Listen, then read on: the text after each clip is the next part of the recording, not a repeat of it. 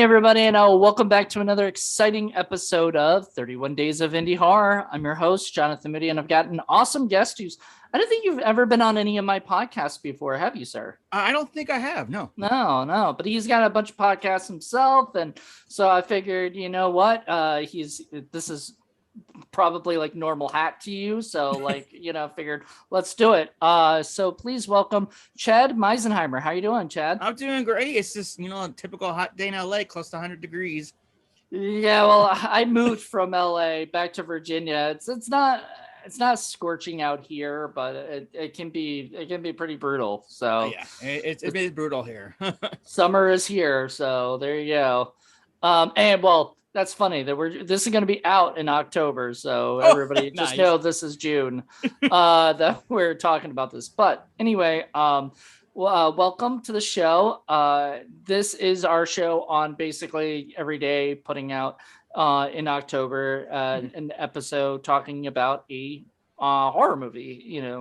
So I picked the Toybox, which was a film that I actually saw in the theater. At Texas Frightmare weekend with the cast and crew there. Misha Barton was there.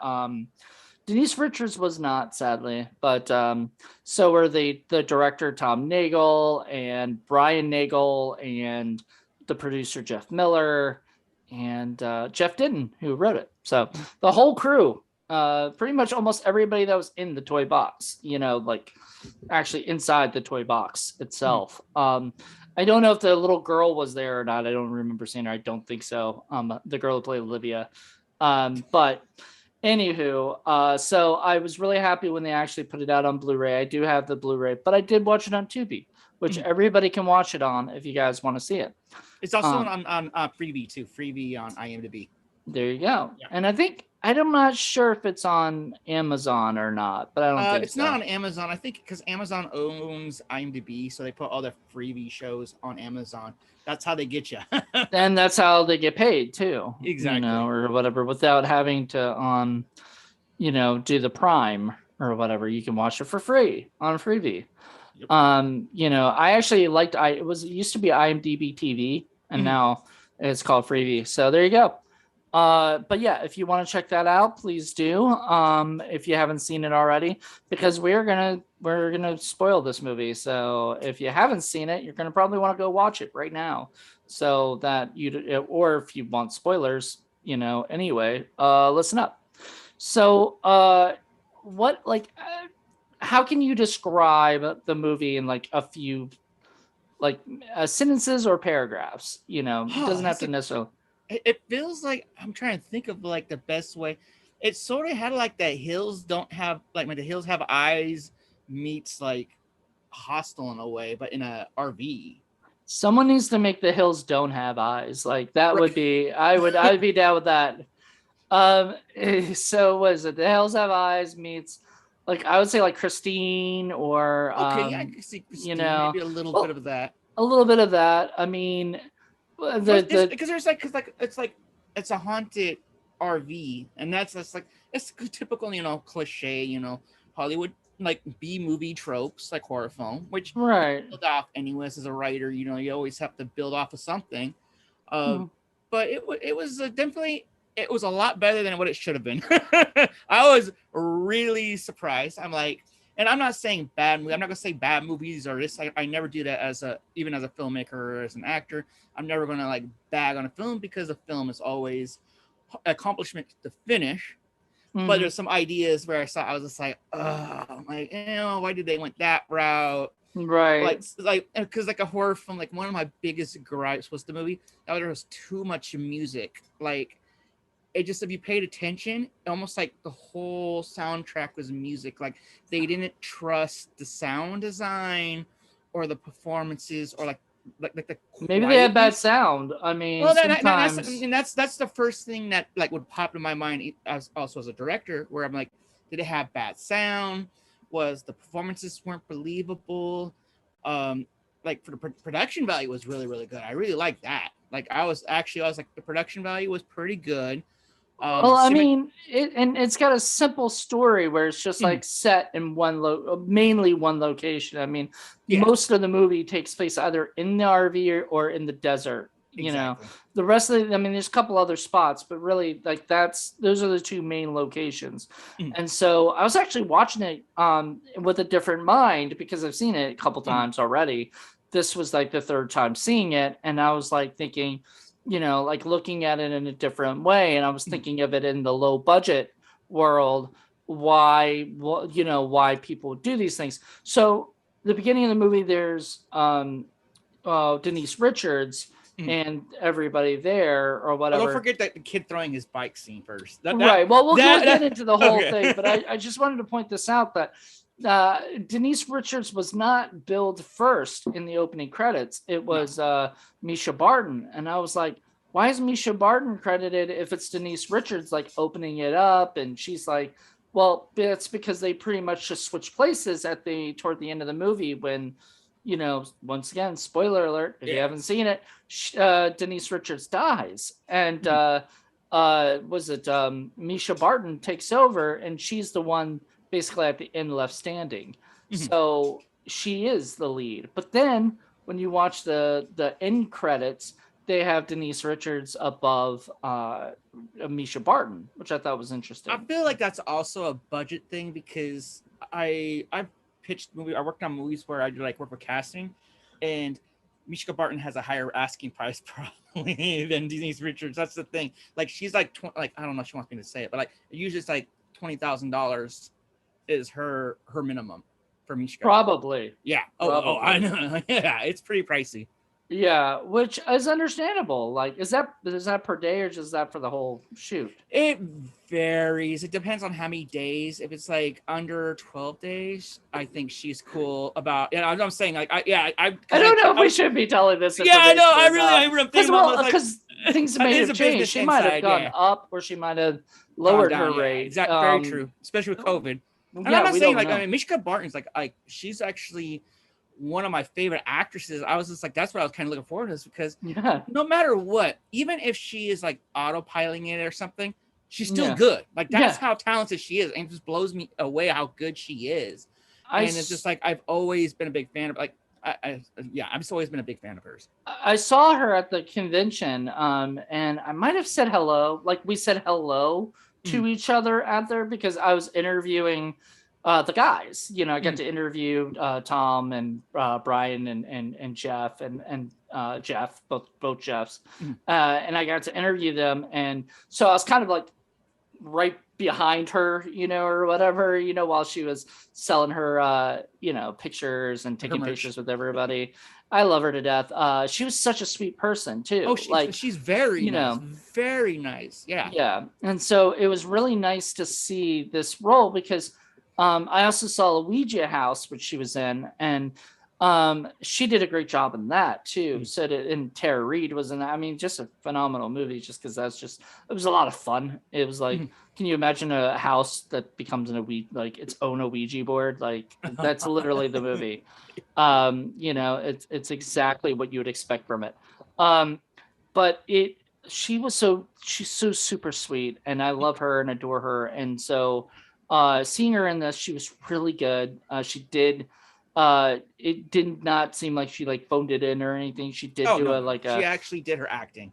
Yeah, I mean, there were times where there was some emotional scenes in it that I was just like shocked because of this kind of movie. You know, it's literally a RV that kills you. Like, you know, there was you ever seen Forgetting Sarah Marshall? Yes. There's a scene in Forgetting Sarah Marshall where they're making fun of like horror movies, but they were saying like what is it? Was a Kristen Bell's character, Sarah Marshall, was in a horror movie about a phone that killed you. Oh yeah.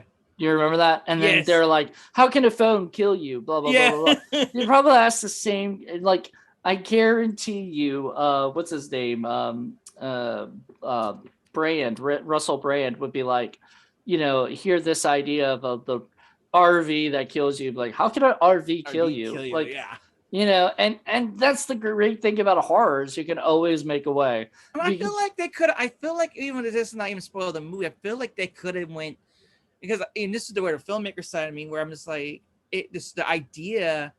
Because I was more interested in the serial killer because his sequences like he was creepy. If they like focused on him more, or like the RV was like a portal to hell or something, and that's how he's killing them and stuff. And like I know that sounds kind of like Clay Barker type, Yeah, well, that's a little bit more. Yeah, that's a little bit more B movie like. Yeah, this was more trying to be more mainstream of all B movie, which I really dug. But yeah, I could see that could be cool. Did you know the guy, the killer, was actually the special effects guy? Really? Wow, I didn't know that. And he's done some big movies too. Like, I'm gonna tell you real quick what he's done because he's done some big titles, but I can't think of anything offhand real quick. Because like he was like I really like I was just like oh man because like I felt like some of the family kind of was boring like just certain moments like it's like it was very slow. I felt like the last like what was it 70 minutes into it is when things started really kicking. Like it's like okay it's a horror film like the characters like you kind of start seeing things but he was like really creepy like when that whole like sequence when he's on the TV doing that dance when he's torturing that girl I was like oh my god why didn't it follow that was why didn't it do more of that like it felt like very I hate using the word like very Rob Zombie in a way and I was like oh that would have been an interesting thing or similar to like Wes Craven like oh that would have been interesting kind of follow it because I felt like some like what was it like I said the script it felt a little more like drama than horror I couldn't stand the little girl I couldn't stand we'll get into the characters and everything in a little bit. We'll definitely will. He's done John Dies at the End. He did the makeup art for that. He also did Tusk, which I love that movie. All right. But I'm a huge Kevin Smith fan. Well, yeah, me too. He had done Clown Town, which was Tom Nagel's directorial debut. This is Tom's second movie. And Tom Nagel, you may remember from. Did you ever watch like the old school Asylum movies, like Beast of Bray Road and Frankenstein Reborn and King of the Lost World and things like that? And I don't know if he was in King of the Lost World. I know Jeff was in all those. I don't think he was like. It's weird because I'm kind of I kind of know those guys. I'm friends with Paul, so like Bales, like so I kind of like watched all of them and stuff and everything. So. But yeah, I've always been like I even auditioned for a few Asylum films back in the day. But I actually acted in one last year, which was not last year, 2020. Was not planned. It was just and it was on my birthday. They just asked me to come out and nice. You're like, what do you want to do? Do you want to do anything? I was like, out there. Do you want to act and be a PA? And that's usually how they work. And I was like, sure. And then I did not PA at all. And I did not get credit for it, which made me happy because like I did a little bit of PAing, picked up a couple things or did whatever. But like I was literally, because I was background for, most of the movie. I had like 2 lines, but the rest actually I had more lines, but they cut my lines down because like there was no way I was going to remember a million military jargon, and everything. But anyway, the point was that like, I understand the Asylum. I love the Asylum. And so they got their start with the Asylum. Jeff Ditton, Tom Nagel, and I think that was it of that. No, Jeff Miller was the writer of, was it Jolly Roger, Massacre at Cutter's Cove, which we covered. I'm trying to think of Matt Mercer was in a couple of them. And I think Tom Nagel was in that movie too. I'm trying to think because I'm trying to figure out because Jeff Mercer was in this. That's what one person I saw too. Is like I was stoked and I was like stoked he was in the movie because he which one does a lot of Matt Mercer. He played Mark, Misha Barton's brother and the thing. Like he's a really good actor and he does a lot of stuff. Like he works in a lot of Joe Bigas movies, who I'm a big fan of, and actually worked with during my ArcLight days. But he's always in his movies. Like I think it was in Mind's Eye and stuff like that. But I'm trying to trying to think if he was in any Oh, Asylum. was he in Mind's Eye? Yeah, he was in that movie. Yeah, he was in Mind's Eye. He was in Bliss. Okay, he was in Airplane versus Volcano, which is an Asylum movie. That's okay. So I was pretty sure that he's done some because he's done a lot. Like that's what I was saying. I was like, oh, that's what got me excited too. It was like Misha Barton and Matt Mercer. I was like, oh, okay. And there's their brother and sister in that. Yeah, that's awesome. So I was like, it's gonna be a decent movie. Which surprised hell of me. I thought they were dating or married or something. The way that they were arguing or whatever, and they were talking, and then toward like, I guess toward the end or whatever, when he was already dead, she was like, my brother, you know, they had already killed my brother. And I'm like, brother. Oh. No, because they did mention it right at the car when they meet. Like, oh, this is my brother. Oh, I don't remember. I did not. Yeah, it was like, I felt like it was a very, I don't know if that was an ADR because it was like a throwaway line. Yeah. I thought it was weird. It was like, oh, this is my brother. But it was just maybe they were doing that because of people like me that thought, oh man, they're probably dating. Right? Yeah, because it was like going to be very awkward. It was a real throwaway line because I think it was focusing on I want to say it was focusing on Mark's the character Mark, and you hear her saying it over his like shot. So I felt like a very throwaway kind of like, oh, you know, it's like, oh, just kind of like, oh yeah, don't forget, we don't believe in incest. Yeah, no, yeah, definitely. Like that would have been very awkward and stuff. Would have been a whole different movie.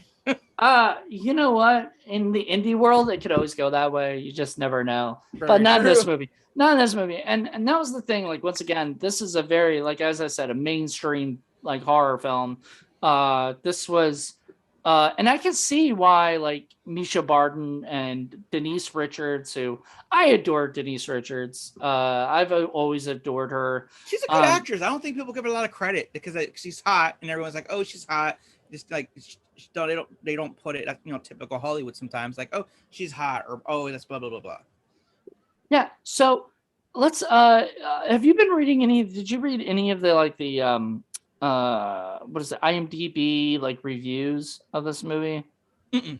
Oh man, I try not to because it's like reviews are like everyone's opinion, right? So it's like you kind of like, oh, it's like sometimes like, hey, you know what, it might have interesting perspective, but I try to avoid other people's like opinion without changing my opinion in a way. I'm just saying, I read a few people and I was shocked. People did not dig this movie. And I was kind of sad about that because, but I mean, you know, of course I saw that after I saw the movie, and it's like, it's very, you see what I said? It's like, it's a very, it was one is a lot better than what it should have been. As a horror film, I feel like they kind of lacked like the gore special effects. A lot of horror. No, I thought it had some. I thought it. Well, it had some really good effects. To it. It had a good. No, I mean the effects were good, but it's not like balls to the wall, blood everywhere type thing where it's just like okay. And this isn't made like that. This isn't Hellraiser. Exactly. Like as you said before, this is not that way. This isn't even The Hills Have Eyes. Like this is a bunch of people going out in the middle of the desert with what they got, and they're gonna make this movie, and they're gonna have a lot of fun. They're gonna have Misha Barton. They're gonna have Denise Richards. They're gonna have Matt Mercer. They're gonna have all these guys. They're gonna have fun. Jeff Denton wrote it. You know, Tom Nagel directed and edited. And I think it said he was the camera operator for it too. So like, I don't know if he was the DP. That's a small crew. I know, like, unless he like just took the DP and just said, you know, you tell me where to go, but I'm gonna shoot it because you know they want to make sure he's seeing it through the camera's eyes, you know, or whatever. See, a lot of horror directors have been doing that a lot lately. I noticed that a lot where it's like they don't credit themselves as DP, but they will operate the camera.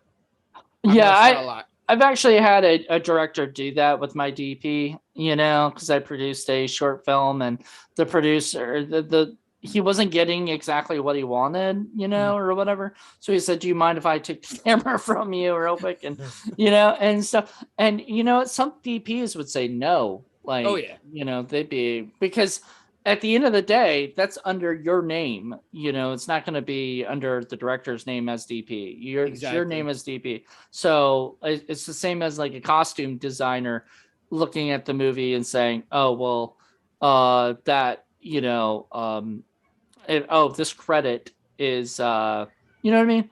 Like you can't, I don't want to credit for something that I didn't do. I don't want to get that because, or I don't want people it's blaming before. me. Like I feel it's happened to me before, even as a director, where I'm just like, oh, they re-edit the whole Netflix TV pilot, type thing. Yeah, it has happened to me before. Yeah, it's not fun. No, not at all. Because then all of a sudden, then it looks like you did a bad job, or whatever.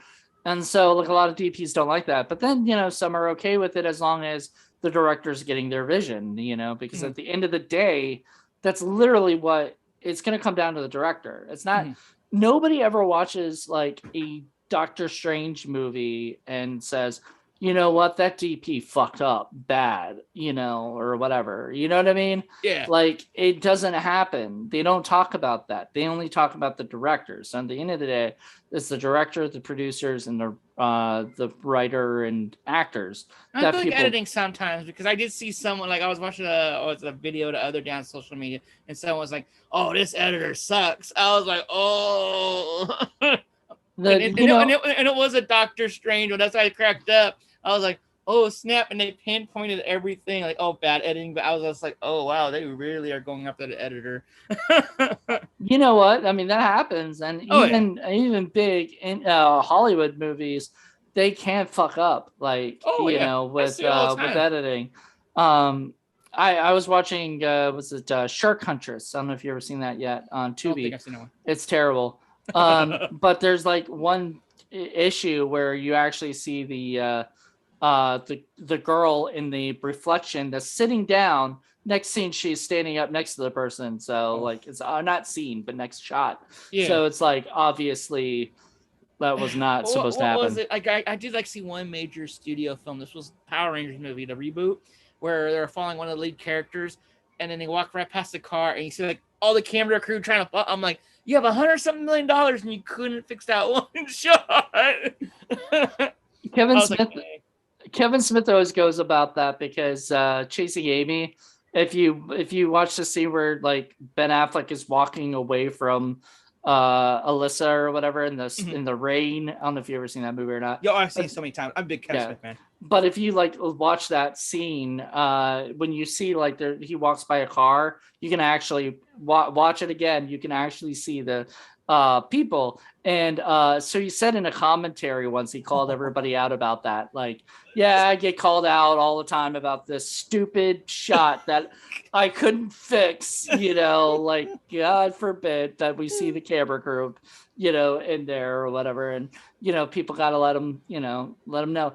I did not notice any continuity issues in this movie. I really didn't. Like I said, it was like the cinematography, the production value, and the editing was really, really on point. I was sitting there, I was like, wait, I'm like, okay, they're gonna do something wrong. I just know it because it's low budget. They're gonna like go fast. Fuck up something. Yeah, I was just like, I know they're gonna wait for it. It's gonna be there. It is. And I was like, didn't see. I was like, oh, okay. Even like the drone shots were good. It matched well. Like, because it was weird, because like I saw like because all the overhead shots are drones. Mm-hmm. So like when they're leaving LA, because it's weird because when they first showed RV, I was like, there's like I live in LA where there's a bunch of homeless people, and I see RVs like that. I'm like, wait a minute, they just robbed this RV off a homeless person or something? Like it was exactly like that. I was like, okay, this is kind of creepy, but no, it's just like they did their homework for that. They made it as best as they can. They got good acting. The only thing, like I said, the only gripe was the music through the whole thing. I was just like sitting there, I was like, I put biggest con, too much music. Yeah, I don't understand any of that stuff, but because I mean, when I look at indie films, I'm usually absolutely looking for problems, because I'm a filmmaker too as well. So exactly. I'm always like seeing these things going, okay, where do they fuck up? Not just that, it's like a unintentional thing. It's like we can't enjoy movies as like entertainment anymore, because you could sit there and then out of nowhere there could be a sandbag in the background and you're like, oh my God, there's a sandbag, what the hell? And it takes you out of the movie. Or even you'll look at the movie and you'll be like, I wonder how many days it took for them to shoot this particular scene, because and then you hear like for a person was on set only for 2 scenes for 10 days, and I'm like, Oof. what I know, I'm like I wish that I mean, okay. I mean, it's amazing to know that, but I guarantee you that was not the case with this. It seems like it was probably pretty quick. Exactly. Because once again, okay, so the beginning of the movie starts out. We'll go into the whole, I guess, the whole story, but it's not very. We'll get into it. But so the first beginning of the movie, you see like a little boy riding his bike or whatever, right? I think that's what he was doing. Yeah, he was riding a bike. Yeah, and he hears something, and the door opens up at the RV, and he goes in the RV, and it shuts, and blah blah blah. Which, by the way, where did they go? Yeah, that was one of my big issues. Where did he go?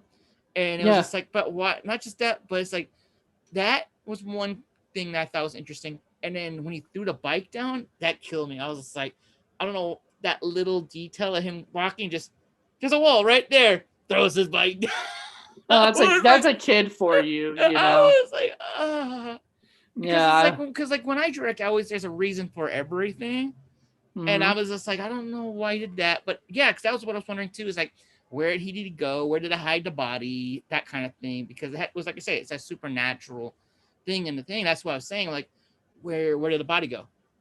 There was no blood. There was no blood. And the family shows up the next morning, like, let's go on our trip. I know. Like, you're not going, wait, what's that smell? Because it's literally gone.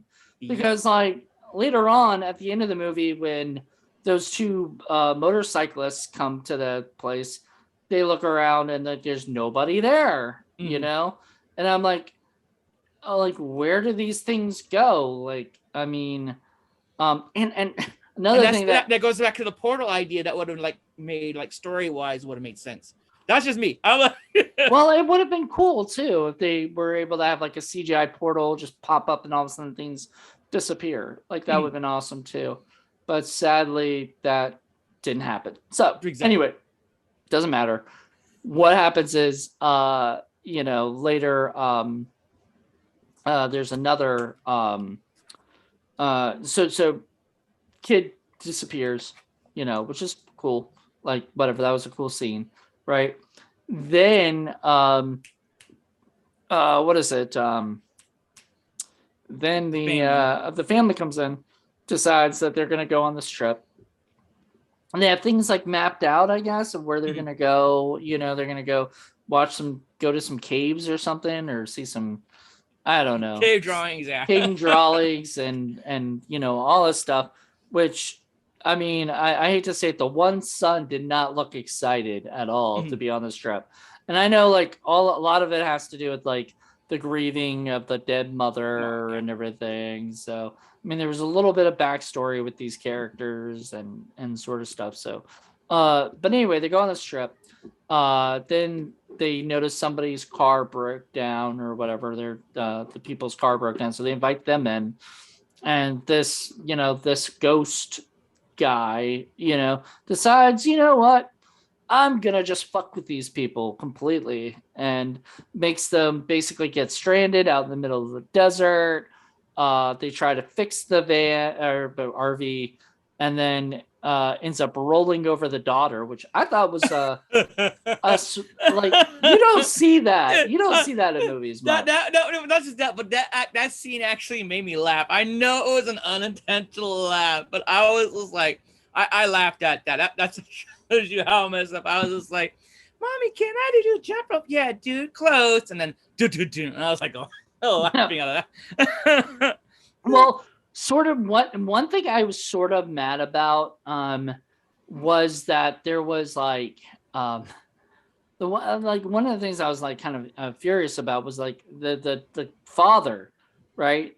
When he gets out of the RV, he starts walking where he can get run over, and I was just like, okay, so this thing ran over your granddaughter. It's obviously causing a lot of trouble between everything. It's not opening right now. This is when you run away and you try to get help, right? Exactly. Go through the cornfields, follow Bentley, the dog that just disappears. Dude, like that was another thing. The dog just disappeared. Yeah, well, he was a smart one. He was like, fuck this shit, I'm out. I'm never coming back. Because I thought he would come back at the end of the movie or something, or whatever. But nope. You never see him again. It was almost as if they didn't have the money to like bring the dog back. They only had like a certain amount of time. So they're like, let's just have him to have half the movie and then he can go away. Whatever. It didn't matter. Or like we're just like, fuck it, let's just get him. He's just gonna disappear. And it didn't matter. So that was interesting. But then so the father, father, grandfather, whatever you want to call him, he's like at one point the thing starts following him, and he's running straight. And I'm like, oh yeah, the grandfather or whatever. Like, yeah, I was like, it's like he was running. Like, yeah, there was certain things I was just like, wow. I was like, are you really that like dumb that you don't know like if this thing's following you, you zigzag or you go like jump behind a rock, Yeah, because it's an RV. It is not like a gun or something. Exactly. Where it can follow you like whatever. It's an RV. It has to turn around and do that, and that takes more time for it to do that than you to do that. You can go any way, any direction you want, and so that was that kind of annoying. And I get it. Like I get it for movie, like that had to happen for movie. Yeah. It had to have a character run straight ahead so it could run you over. Like if he thought, oh, okay, I'm gonna go right over this way, then his scene over. He done.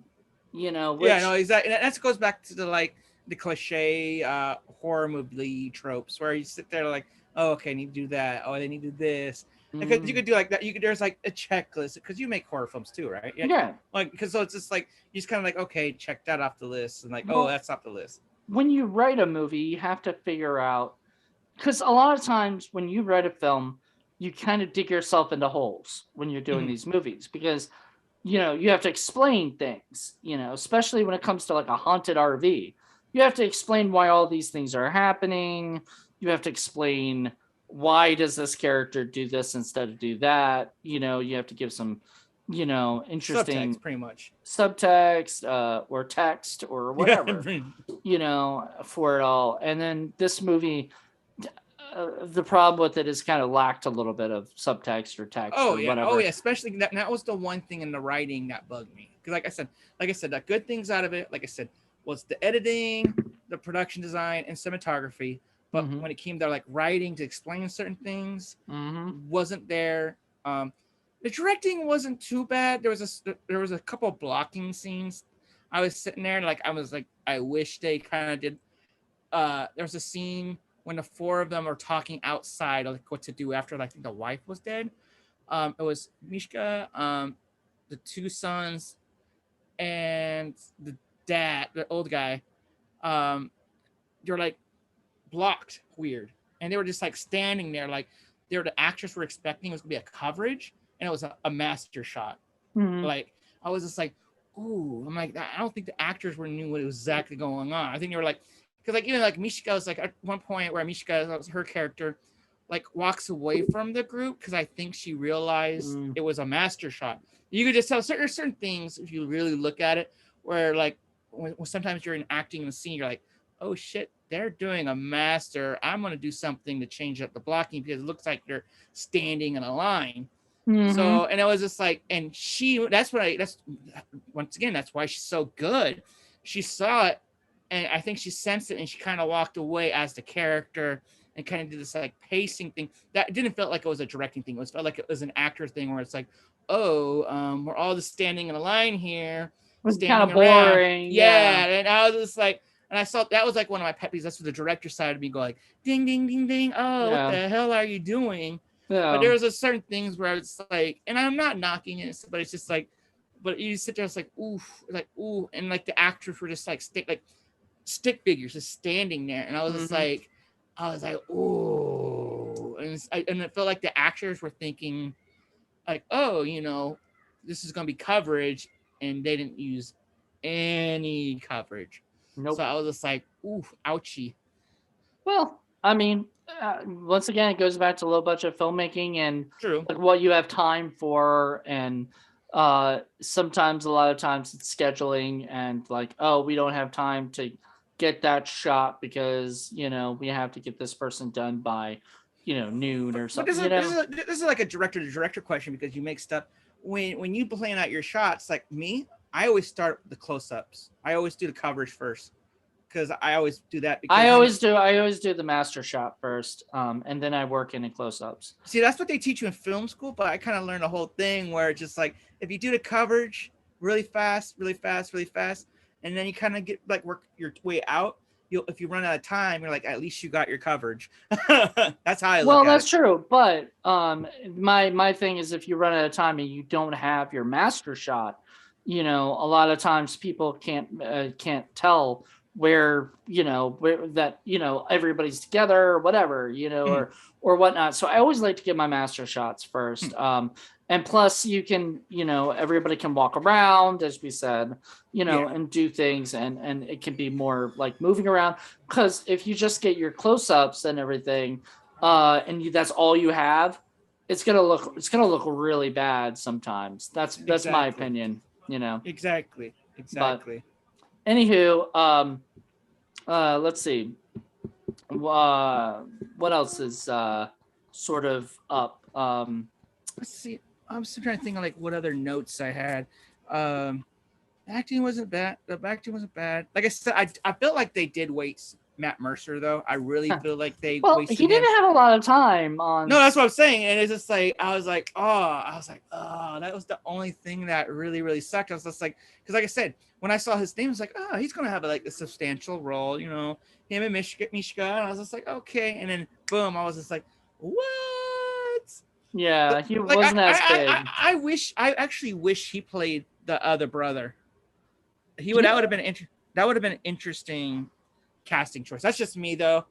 And I feel bad for saying it, because I thought Brian Nagel, who was Tom's actual brother, and everything, I thought he did a great job. But yeah, I could see that, like maybe they switch roles. Yeah, exactly. Switch roles they could have done. My only problem with Brian was his character was really like, and that was the point of the character, was to be sort of this like whiny kind of guy, who's up, he's the one who's supposed to always, no matter what, have drama. But I'm like, okay, so it was very one note. It was one note. It was like very one noted. That's the only thing where I just like, even if it's like it's kind of one note, it kind of had at least has a little bit of subtext kind of thing. So I don't know. At the end of the movie, they have the part where she just starts like attacking the place, that the RV, and stuff. And then I felt like that was the thing that was making it like, it was pissed off because you were sort of harming the the thing, right? The thing that's, I was like, well, why didn't, she's like, the whole time they were like, how do we get out of here? I'm like, break a fucking window. Right. Like you have chairs, like, exactly. Or so like, it's not that difficult to pick something up and throw break break a window. Like, and so when she starts doing stuff like that at the end of the movie, it was like, stop, hurting me. Yeah. And I kept going, wait a minute, why didn't they do this? Movie. Yeah, exactly. And I think too, and it was like another, because I remember like certain sequences. This is where like I sit there, where the husband character was looking through the cupboards and he finds all those knives. And I'm like, didn't the old man, when he bought the RV, go through the RV?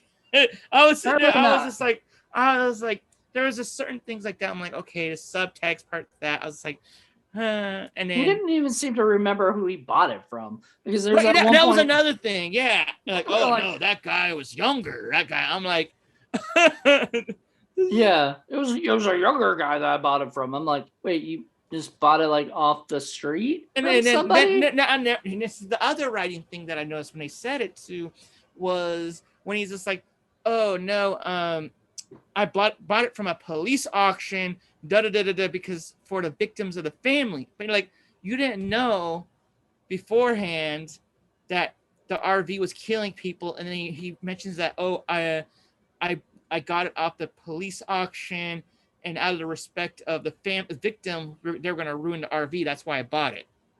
And I'm like, wait, like the script did like a 180 where I'm just like, what now? Oh, like that, because I remember certain things where I'm just sitting there and like the writer saying, I was like, wait, what? Like first he didn't know, and then he was just like, oh, out of respect of the victims. And I'm like, okay, right there, you've been like, respect of the victims.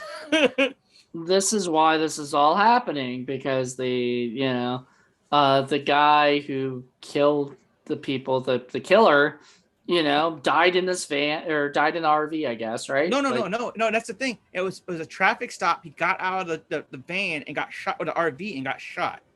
And when that's what I'm saying. That's what threw me off. Was that's right. When they're explaining it, they were saying, and this is what killed me too, when Brian's character says, oh, this was like the Toybox. I hate when they fucking mention the title in a line. And I was just like, really? Well, sometimes it's like it was like it's the thing that gives them the idea for the title. Like they're watching the movie and they're like, what can we call this? And they're like, oh, we already mentioned it's called the Toybox. But it's just like there are certain things where it's just like basically you're saying, oh, and then what was it? I'm pretty sure one of the sequences when he's torturing one of the victims, it wasn't in the RV. It was in like a warehouse type thing. When it just showed a TV when he was like doing that weird dance thing with the light, that was like one of my favorite scenes. I was like, to me as a director, I was like, oh, why couldn't they focus more on this and kind of do like a weird supernatural, like I was sitting there, I was just like, they had such a good idea right there that they could have made it like, yeah, they could throw the family in, but they could have smalled it down, because the whole family part, it kind of got boring. It was repetitive. And then all of a sudden they're talking about like when the old man's like, oh no, this was a serial killer. And then, oh, what killed me is when they did a cutaway of when they're looking through the glove department, they had the registration to the serial killer. But how cars work in California, it would be the other owner and then him. It wouldn't keep the registration of the original. So I was sitting there, I was like there, I would have been like, wait a minute, isn't this guy a serial killer? Because it said San Jose, where he's from, and I was just like, wait a minute. So there was narrative plot holes. Right. So that's what gets me is like I said, production design and the cinematography, editing I was just like, it was like a wet dream. I was like, okay, Grady, I could get into this. Okay. But then when they started doing the thing, I was just like, wait, why if they're going to do this, they have to make sense for this. And like once again, like when you said, but the whole body's missing, or like, where do they go? Like, because if it's just like, so it goes back to the supernatural thing where they're like, okay, where do they suck it up? Where do the bodies disappear? We don't see any of that stuff because of budget, probably. You see, I feel like, yes, budget, but I also feel like when there's limitations, that's when creativity kicks in. Like, it was like one of my best friends, like when he does his music videos and stuff, where he needs something fancy, he just puts green paper around something, like, okay, let's mat it, and boom, it looks good. Like, that's the advantage of technology is so cheap now. That's the thing too. And I'm not knocking them telling how to make film, because this was a good film. Like I said, I'm not going to be like, oh my God, this is terrible. Like, I actually really, I mean, I loved it. I really enjoyed it. Like when you said to me, I was like, the Toybox. And at first you said to me, I was just like, oh my God. I'm like, but then again, I like a silent film. So I'm like, okay, maybe if it goes that way. But it was just like, then I saw Misha, Barton and Mercer. I was like, okay, they have some people. And then I was just like, then I saw like the production design. Like I said, the first shot really got me into it. Like the kid riding the bike. That's what bugged me, was like the kid riding the bike was brilliant. The drone shot overhead, him coming in, looking. Oh, that was obviously a trailer shot to me. It felt barely. very trailer, but it hooked me though. I was just like, I know, because okay. then I'm you like, look at that and you go, "That's probably the best shot of the fucking movie." yeah, you know? exactly, pretty much. It's like the opening credits when you see the whole company's names. Like, oh, they put the budget all into this. Exactly. But Which it's just, is whatever it is. It is what it is. exactly. I didn't hate on it, but in the same sense, I was just like, yeah, you know, it could have been a whole lot better, but Oh, yeah, a lot better. But it goes back to what I said earlier. This movie was way better than it should have been. That's what I'm saying. It's just like, if it wasn't for people knowing what they're doing and acting, well, you have like Misha, and then you have Matt, and then you had Denise Richards. The only thing in the acting, I couldn't stand the little girl.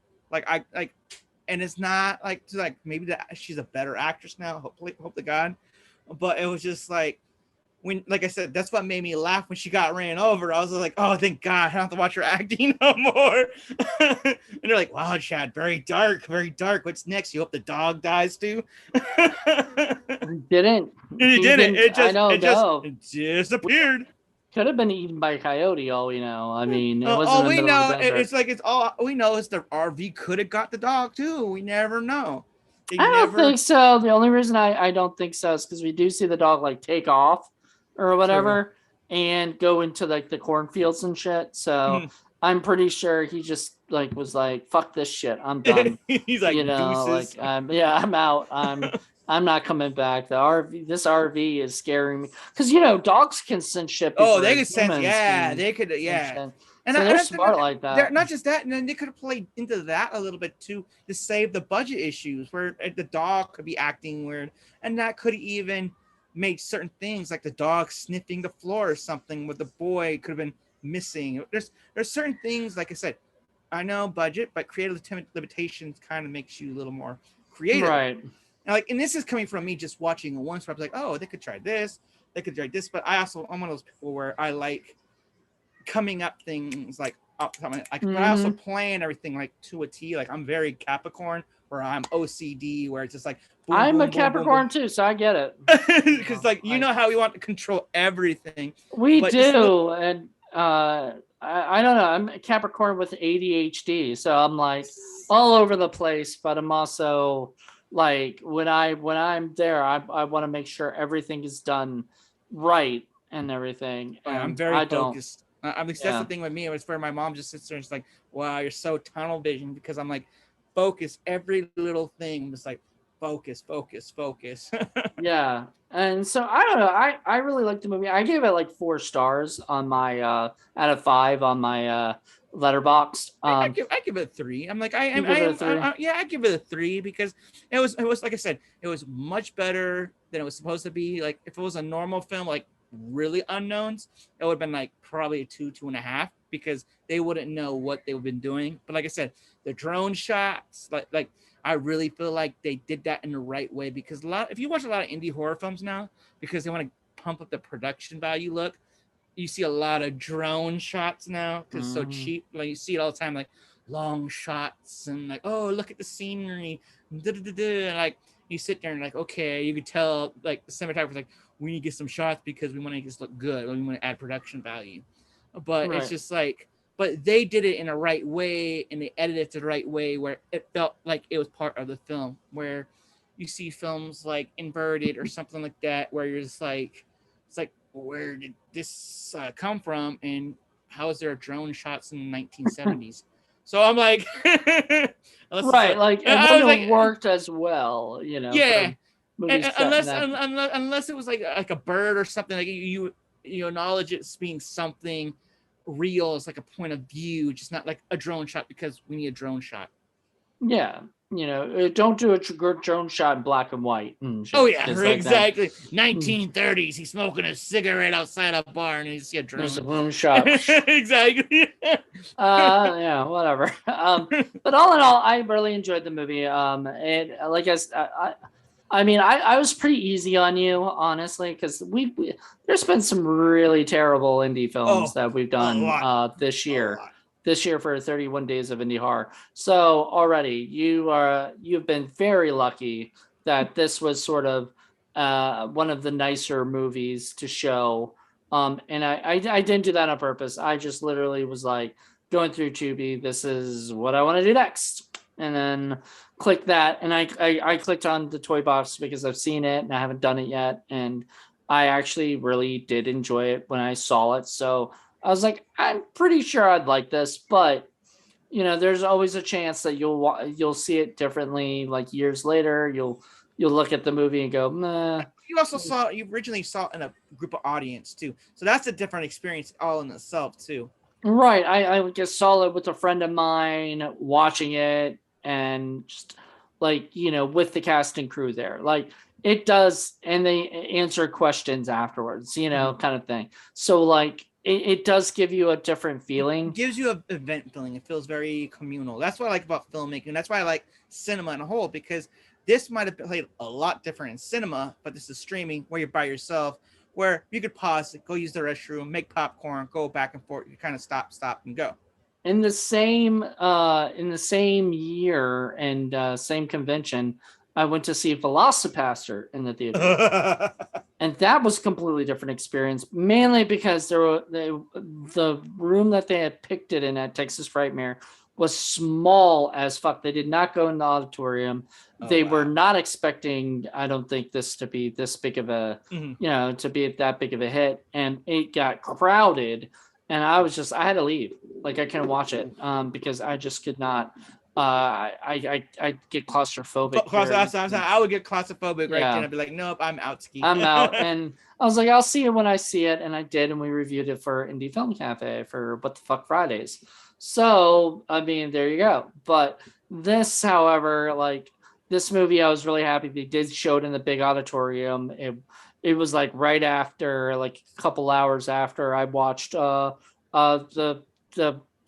Full Moon guys were doing, like Charles Band and them were doing an event, so it's like, it's such a cool, like, time. And I was just like, oh my God, this is awesome. Look, I really can't wait to see this flick. And I was very happy I did. And I'm happy I own it on Blu-ray. I do recommend people buying it if you get a chance to buy it. Definitely. I think it has commentary and other stuff on it as well. And just support these guys. Watch it on Tubi, watch it on Freevee, watch it on all the other E's that you can see it. Yeah, the other EVs. I definitely recommend. Like I said, I definitely have recommend people checking it out. Like it was like it's worth it. It did its purpose. Especially if you like Misha Barton and Denise Richards and Matt Mercer and all those guys. As I said, I like Jeff Didden too. Like I've been a fan of his since old school Asylum flicks and stuff. So the ones that Lee Scott directed, he worked with him a lot. Like I think in like 10 movies. So like I Transmorphers, maybe I wouldn't recommend that one, but if you want to see, obviously a ripoff of Transformers, go right ahead. But aside from that, I definitely recommend this. It's just a lot of fun. It's goofy, it's silly, but it's serious at times where it needs to be serious. Like the girl dying, was not expecting that at all. However, you don't really see it. That was the bummer. You don't see it. Oh, well, that was the bummer. I was happy with that. I did not want to see a little girl get run over by this. But I did sort of laugh how the girl doesn't cry. You don't hear her crying. I know. You hear the thud. You hear the thud. You know that she's down there. However, after they try pushing it, they just kind of give up. Yeah. It's like, I'm sorry, but if not even that, what's even funnier, oh my God, this sounds so bad, is when the dad comes back, he gets the white cloth and just puts it under the thing. He doesn't even pull her out. He just puts the thing under the I mean, I didn't understand any of that, of understanding like why they didn't go underneath and just pull her. What? I mean, I understand they're afraid like it's going to keep going backwards or something, trying to run you over, but like, I don't know. It felt really weird where they just did not do that. And I was just like, what in the world is going on? But anyway, it was fun. It was an enjoyable movie. Yeah, it was an enjoyable movie. The dog lived. Yeah. I'm going to say that. I'm going to say the dog lived because we did not. Whenever there's not a death of a dog on screen, I always say the dog lives. So there you go. How many movies have we seen where the dog gets killed and not the little girl? A lot. Most of them. Yeah, exactly. So it was nice to see a movie where they were like, the dog's like, fuck this, get out of there. You're like, go run free, and then and did you notice they like did not even go after the dog? Like, no, it just ran. Yeah, well, no, but like the little girl's like, Bentley's gone, and he's like, maybe he just went out for a little bit, he'll be back. Right. What? Like, why don't you go looking for him? Exactly. Like, do you actually care about your dog at all? It does not seem like it. Like, exactly. The dog never becomes an issue again at the end of the movie. It was almost like Jeff didn't like dogs. I wanted a dog just go, but didn't want to kill the dog. Our budget's out. Our budget is out. I know, we have to have a trained dog. That means we have to have the trained dog and the dog trainer, on here on set. So yeah, let's just not just that. Not just that. It's like also because you have to get like if it's a union project, you also have to have like someone from PETA or someone also on set too. It's weird. It's weird. Maybe that was it. Maybe they were gonna have more with the dog, even have like a doggy death. But then they were just like, we don't want to pay the PETA people. Yeah, we'll just have the dog run off, and then, dude, I would love to know, like, did that dog, like, was that dog trained to leave, or did the dog just leave on its own? And then they're like, shit, where'd it go? Oh well, just like the people, like, it's gone. Exactly. I don't know. Oh, good God. All right. Well, thank you so much, Chad. This is awesome. Yes, thank you for having me. I definitely want to have you back for one of the other shows. Definitely. If not for 31 Days Later. I mean, 31 Days Later. That sounds like a zombie movie. Zombie movie. Oh, Lord. Is Danny Boyle coming on? You know what? That would be a great Halloween zombie movie. I just came up with the title. I'm doing it. Nice. 31 Days Later. Nice. It's a Halloween zombie movie. In October. All right, I love it. All right. Anyway, so I'm copywriting that. Nobody else can take it. Just letting you all know. There you go. So thank you so much, Chad. This is awesome. You are welcome back, and everybody else. Thank you, guys. Check us tomorrow for another episode. I have no idea what will be next. I don't even say what's next because it might change, because I'm doing these all kind of differently, or whatever, like on different days. So I don't want to be like, oh, the next one is this, and then I have to make sure it's that, that's a little bit more, pain in the ass, there. You guys got a little bit of behind the scenes of what it takes to make 31 Days of NDR. So there you go. But I also want to thank Tom and Jeff and everybody who worked hard on this movie, because you guys did do a really good job. As much as there might be little flaws in it, those little flaws still made a good movie. I'm shocked that there's even people who didn't like this movie because it's just it just seems mean. Anyway, thank you guys for checking this out, and join us tomorrow for a brand new episode. Bye, everybody.